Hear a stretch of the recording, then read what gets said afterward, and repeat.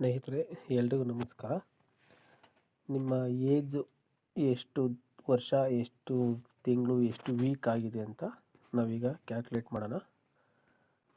ಗೂಗಲಲ್ಲಿ age calculator ಅಂತ ಈಗಾಗಲೇ ನಾನು ಸರ್ಚ್ ಮಾಡಿದ್ದೀನಿ.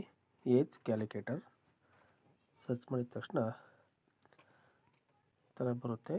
ಏಜ್ ಕ್ಯಾಲ್ಕುಲೇಟರ್ನ ನೀವು ಸೆಲೆಕ್ಟ್ ಮಾಡಿಕೊಂಡು ಇಲ್ಲಿ ಬಂದು ಪ್ರತಿಯೊಂದು ಗಂಟೆ ನಿಮಿಷ ಕೂಡ ಎಲ್ಲನೂ ಎಕ್ಸ್ಪ್ಲೇನ್ ಮಾಡುತ್ತೆ, ನಿಮಗೆ ಅಂದರೆ ತೋರಿಸುತ್ತೆ, ಶೋ ಮಾಡುತ್ತೆ. ಈಗ ನಾನು ಡೇಟ್ನ ಚೆಕ್ ಮಾಡ್ತೀನಿ. ಫಸ್ಟು ಇದರಲ್ಲಿ ಮಂತ್ ಸೆಲೆಕ್ಟ್ ಮಾಡಬೇಕು. ಅದು December month. Next date select ಮಾಡಬೇಕು. ಡೇಟ್ ಬಂದು 24 ಆಯಿತು. ಮತ್ತು ಇಯರ್ ಬಂದು ಇನ್ನು ಕ್ಯಾನ್ಸಲ್ ಮಾಡಿಕೊಂಡು 1987 ನಂದು ಡೇಟ್ ಆಫ್ ಬರ್ತ್ ಇದು.